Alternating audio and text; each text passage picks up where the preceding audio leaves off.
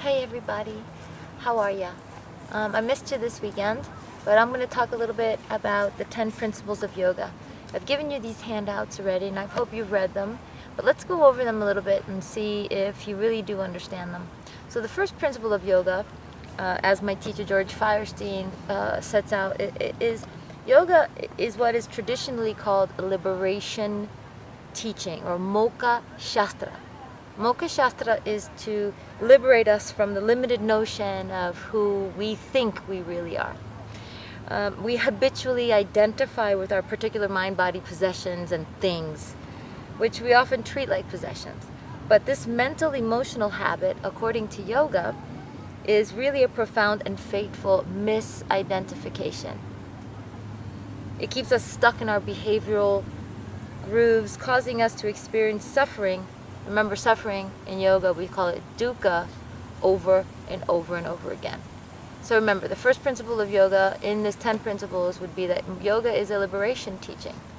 The second principle is because human beings have different strengths and different weaknesses, the masters of yoga devised different types of yogas that people can go on the path. Now you know 4 of them. So we talked about karma yoga, jnana yoga, raja yoga, and bhakti yoga. We've talked about 4 of those yogas. So I'm going to add on some of them. So there's also hatha yoga, or the yoga of force, or forceful yoga. So this is the physical yoga in which we create an adamantine body, right? Then we have tantra yoga, which is the continuity of yoga. It's aiming at liberation through ritual, visualization, subtle energy work, and the perception of the identity or continuity of the ordinary world and the transcendental reality. And then another type of yoga we're going to add on is mantra yoga.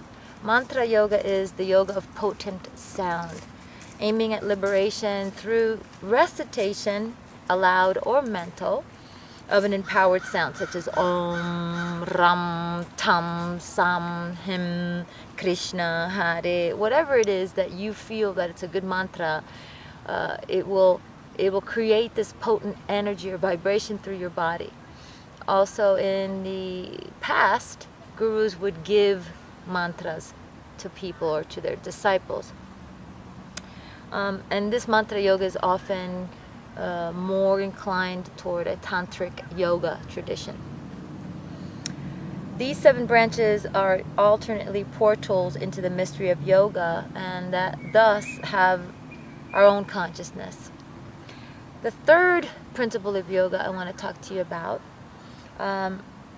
is that yoga is teaching us to have a sound moral life. And I teach that to you every time we meet. Understanding that such a life is guided by the principle of dharma, which means morality, law, order, virtue. It stands for moral virtues like non-harming, satya, like ahimsa, satya, saucha, santosha, all of the 8 limbs, right? The yamas and the niyamas. Without a firm grounding in moral principles, yoga cannot lead us to the ultimate goal of liberation. Understand that we need to pursue a life of a moral quality, and when we can do that, we can set ourselves free. A moral sound life, however, allows us to stop the creation of negative effects and to focus our energies on like a laser beam, so that we can fully discover or realize our true nature. Are we in agreement with that one? Cool. The 4th principle, or the 4th tenet here that he's talking about, is yoga is a continuum of theory and practice, which means I want you to be able to study as much as you can, scripture, book, reading, all about the kind of yoga or philosophy of yoga, but I also need you to put it into practice. It's not just armchair philosophy. It's not something that we just talk about. It's something that you really have to put into practice. If you have a hatha yoga practice, then I strongly suggest you get into the philosophy of yoga and try to unite both of them together. We have to do them together, and then you take it off the mat, and then we live it into the real world. Okay?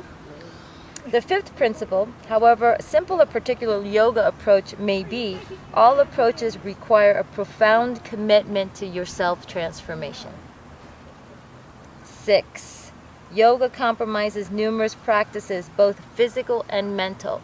And here he talks about the principles of abhyasa, say that with me, abhyasa, and varyaga. Abhyasa means to create a discipline, something daily that you do every day. For example, getting up in the morning, opening your scripture, reading it, and then doing practice. Yeah? And then Varyaga is to detach yourself from things in life and not always to have such an attachment to your practice. Then one day you can't do your practice, you're not going to freak out, but you still have that within you. So the practices of Abhyasa and Varyaga are very important to a yogi. Alright? Number 7, the closer we are to self-realization, the more ordinary we become. Only seekers striving for liberation, as if it were a trophy, glamorize the yogic process and themselves. Yogis want to be ordinary. These other people want to be extraordinary.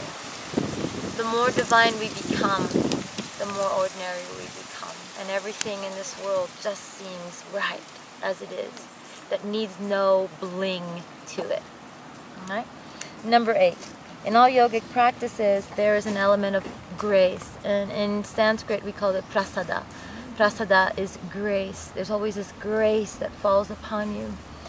In the theistic schools of yoga, grace is explained as the divine being. We understand our divinity when this grace falls upon us. And sometimes this grace falls upon us fiercely. Sometimes this grace falls upon us in times of trouble.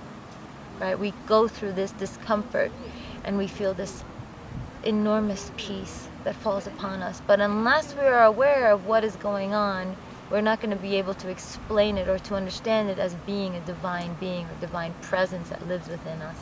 Prasada, grace. Number 9 on this list. All yoga is initiatory. Now, in the ancient times, gurus would not take a disciple if they did not think that that disciple was ready or that he was either, worthy of it.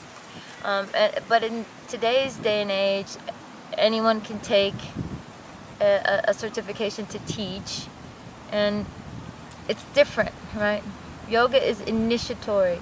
It is giving people the knowledge base so they can open up their lives. But it has to be kind of earned. You have to want it, and you have to understand it, and not misuse it. Number 10. Yoga is a gradual process of replacing our unconscious patterns of thought and behavior with new, more benign patterns that are expressive of the higher powers and virtues of self-realization. It takes time to accomplish this far-reaching work of self-transformation. And therefore, practitioners of yoga must first and foremost practice patience. We are trying to transcend this place that we see, it's a physical realm, and really unite it with that divine presence of who we really are. Read about the 10 principles of yoga and write about them in your journals. Explain to me what they mean to you and how you use them in your daily life. Have a wonderful day.